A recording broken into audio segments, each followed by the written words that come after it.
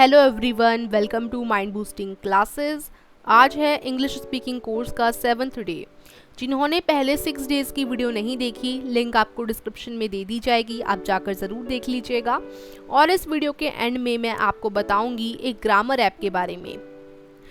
तो आज की वीडियो का टॉपिक है फ्यूचर टेंस। तो बने रहिए मेरे साथ वीडियो के एंड तक। और वीडियो को शुरू करूं उससे पहले चैनल को सब्सक्राइब कीजिए और बेल आइकन दबाकर रखिए, जिससे हमारे चैनल पर होने वाले 60 डेज के इंग्लिश स्पीकिंग कोर्स की वीडियो और हर संडे क्विज और बेसिक मैथ्स एंड ट्रिक्स की वीडियोस की नोटिफिकेशन आप तक पहुंच सके।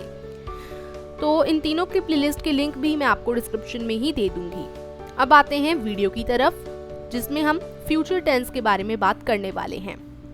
इससे पहले हम प्रेजेंट टेंस और पास्ट टेंस ऑलरेडी पढ़ चुके हैं डे 5 और डे 6 में, तो वो वीडियोस काफ़ी इंपॉर्टेंट हैं। डिस्क्रिप्शन में लिंक है, आप जाकर देख सकते हैं। तो फ्यूचर टेंस, जिसको हम हिंदी में भविष्यत काल कहते हैं, तो जैसे प्रेजेंट टेंस और पास्ट टेंस को 4 पार्ट्स में बांटा गया है, इसी तरीके से फ्यूचर टेंस को भी मुख्य 4 भेदों में बांटा गया है। पहला, राम विल स्टडी, यानी राम पढ़ेगा, लेकिन इधर हमें ये नहीं पता कि वो कब पढ़ेगा, तो ये है फ्यूचर इंडेफिनिट टेंस। दूसरा, राम विल बी स्टडिंग, यानी राम पढ़ रहा होगा, जो क्रिया है वो जारी होगी, खत्म नहीं हुई है, राम पढ़ रहा होगा, काम उसका जो पढ़ने वाला है वो कंटिन्यू है, इसलिए ये फ्यूचर कंटिन्यूअस टेंस होगा। तीसरा, Ram will have studied, Ram ने पढ़ाई कर ली होगी, यानी उसे पढ़ाई करे हुए समय बीत गया है, उसने पहले ही वो कंप्लीट कर ली है, तो इसलिए ये होगा फ्यूचर परफेक्ट टेंस। चौथा, Ram will have been studying since morning, यानी राम सुबह से पढ़ रहा होगा, यानी क्रिया एक निश्चित समय से चल रही है ना, और अभी भी वो कंटिन्यू है। यहाँ बोला गया है राम सुबह से पढ़ रहा होगा, यानी वो अभी भी पढ़ रहा है और वो सुबह से पढ़ रहा है, तो यहाँ पर क्रिया एक निश्चित समय से चल रही है, इसलिए ये हमारा फ्यूचर परफेक्ट कंटिन्यूअस टेंस होगा। तो अब आगे यहाँ पर आपको कन्वर्सेशन दी गई है जिसमें विल और शैल का यूज़ करा है। तो यहाँ गोविंद और राम के बीच की बातचीत है। गोविंद, क्या तुम खेलोगे? राम, नहीं खेलूँगा। गोविंद, क्या तुम कल आओगे? राम बोलता है, हाँ आऊँगा। गोविंद, क्या तुम रात को यहाँ ठहरोगे? तो राम बोलता है, नहीं, मैं लौट जाऊँगा। फिर गोविंद पूछता है, क्या तुम शुक्रवार को राजा से मिलोगे? तो राम बोलता है, नहीं, मैं घर पर तुम्हारी प्रतीक्षा करूँगा। अब यहाँ पर इसी कन्वर्सेशन को इंग्लिश में ट्रांसलेट कर लिखा गया है कि आप इंग्लिश में इसी कन्वर्सेशन को कैसे बोल सकते हो, और विल और शैल का यूज़ करते हुए यहाँ पर किया गया है, बातचीत की गई है। तो Govind, will you play? Ram, no I won't, यानी नहीं, मैं नहीं खेलूँगा। Govind, will you come tomorrow? क्या तुम कल आओगे? राम, यस आई विल, हाँ आऊँगा।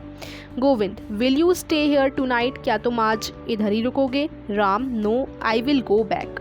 यहाँ पर इस तरीके से जो आई के बाद में एल एल लिखा गया है, ये विल की ही शॉर्ट फॉर्म आप कह सकते हो, आई विल है इसका मतलब। ये भी हम पिछले डेज में जान चुके हैं, no I will go back, यानी मैं लौट जाऊंगा। Govind, will you see Raja on Friday? Ram, no I will wait for you at home. तो इस तरीके से ये कन्वर्सेशन है। Will you see Raja on Friday, यानी तुम राजा को क्या तुम शुक्रवार को राजा से मिलोगे? उसके बाद राम बोलता है, no I will wait for you at home, यानी मैं घर पर तुम्हारा इंतज़ार करूँगा, तुम्हारी प्रतीक्षा करूँगा। तो ये विल और शैल का यूज़ करते हुए हमने यहाँ पर वो सेंटेंसेस देखे। अब हम देख लेते हैं विल बी और शैल बी के कुछ सेंटेंसेस। तो यहाँ अमिताभ और राकेश के बीच की बातचीत है। अमिताभ, क्या कल तुम इस समय गाड़ी में यात्रा कर रहे होगे? राकेश, हाँ, मैं कल इस समय कानपुर पहुँच रहा हूँगा। अमिताभ, क्या हम कल इस समय मैच नहीं खेल रहे होंगे? राकेश, हाँ। अमिताभ, क्या हम शिमला बार बार आते रहेंगे? राकेश, नहीं। तो ये जो सारे हम बातचीत और सेंटेंसेस देख रहे हैं, ये हमारे फ्यूचर टेंस के ही हैं। जैसे आप देख पा रहे होंगे यहाँ पर विल का यूज़ हो रहा है, यानी फ्यूचर टेंस के ही सारे सेंटेंसेस हम देख रहे हैं। और फ्यूचर टेंस के जो हमने टाइप्स जाने थे, future indefinite tense, future continuous tense, future perfect tense और फ्यूचर परफेक्ट कंटिन्यूस टेंस, उन्हीं सभी टाइप्स के सेंटेंसेस हैं। ठीक है, तो Amitabh, will you be in the train at this time tomorrow? Rakesh, yes, I will be about to reach Kanpur at this time tomorrow. Amitabh, shall we not be playing a match at this time, यानी क्या हम कल इस समय match नहीं खेल रहे होंगे, जो यहाँ पर दिया गया है उसी को यहाँ इंग्लिश में लिखा गया है। यस वी विल बी, हाँ। Shall we be coming to Shimla again and again, यहाँ पर शिमला की स्पेलिंग SHIMLA होनी चाहिए थी। तो क्या हम शिमला बार बार आते रहेंगे? नो वी वॉन्ट बी, यानी नहीं। तो ये हमारी कन्वर्सेशन थी। अब हम देख लेते हैं विल हैव और शैल हैव की कन्वर्सेशन। विल की जगह हम शैल का भी यूज़ कर सकते हैं, ठीक है। तो मीनाक्षी और रजनी के बीच की बात है, क्या वह जा चुकी होगी? Will she have gone? नहीं, नो शी वॉन्ट हैव।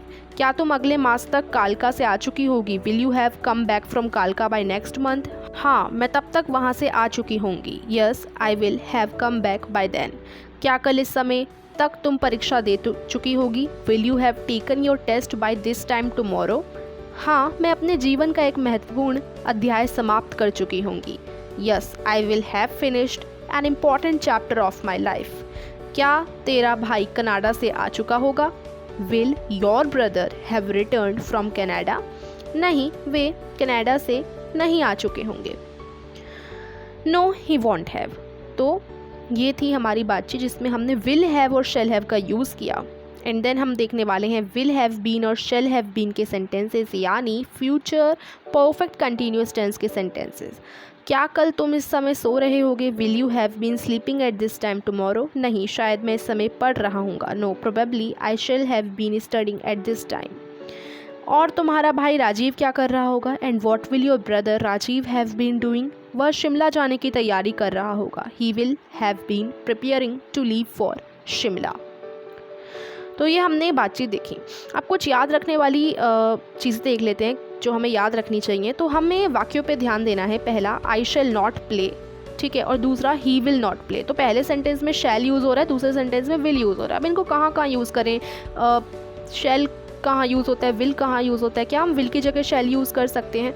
तो देखिए, ही विल नॉट प्ले, पहले वाक्य में आई के साथ शैल आया है, जैसा हमने देखा आई, और दूसरे वाक्य में ही के साथ विल आया है। ये साधारण भविष्यकाल की क्रिया को सूचित करते हैं, यानी ये फ्यूचर इंडेफिनिट टेंस की क्रिया है। आई शैल नॉट प्ले, मैं नहीं खेलूँगा, ठीक है। ही विल नॉट प्ले, वो नहीं खेलेगा। तो यहाँ पर ये कौन सी टेंस है? ये है फ्यूचर इंडेफिनिट टेंस, ठीक है। नियम यह है कि साधारणतः अन्य पुरुष ही, शी, दे, इट, राम आदि और मध्यम पुरुष यू के साथ विल का प्रयोग किया जाता है और उत्तम पुरुष आई, वी के साथ शैल का, ठीक है।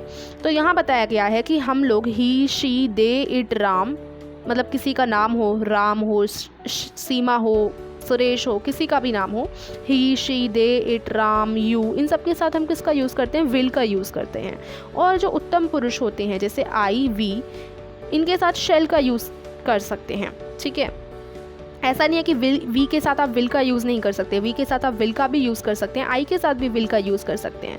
लेकिन यदि आई, वी के साथ विल का यूज़ आप करोगे और बाकी जो he, she, they, it, Ram, you, इन सब के साथ शैल का प्रयोग होता है, तो वहाँ उसका अर्थ निकलता है कि बात को अधिक जोर देकर कहा जा रहा है।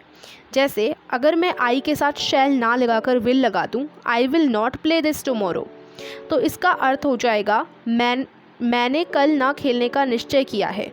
और यू के साथ मैं शैल लगा दूं और बोलूं यू शैल नॉट रिटर्न, तो इसका अर्थ है तुम लौटोगे कतई नहीं, यानी तुम बिल्कुल भी नहीं लौटोगे। तो यानी बात पे हम ज़्यादा जोर दे रहे हैं, ठीक है।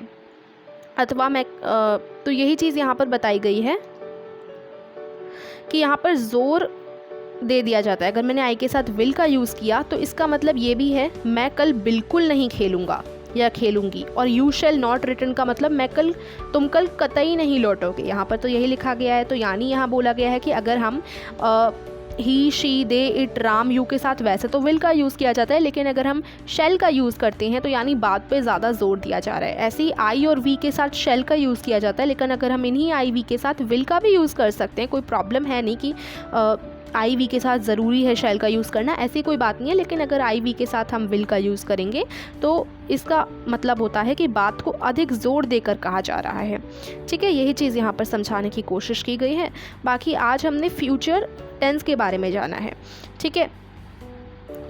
जिस टाइप के सेंटेंसेस हमने शुरू में जाने, उन्हीं टाइप के सेंटेंसेस आप जान ही चुके हैं कि कौन से टाइप के सेंटेंसेस फ्यूचर टेंस की किस टाइप में आते हैं। फ्यूचर टेंस के 4 टाइप्स हमने जानी। फ्यूचर इंडेफिनिट, एक ये हमने जाना इंडेफिनिट टेंस, एक हमारा था फ्यूचर कंटिन्यूअस टेंस। उसके बाद हमने काफ़ी सारी इसी तरीके से टाइप जानी है।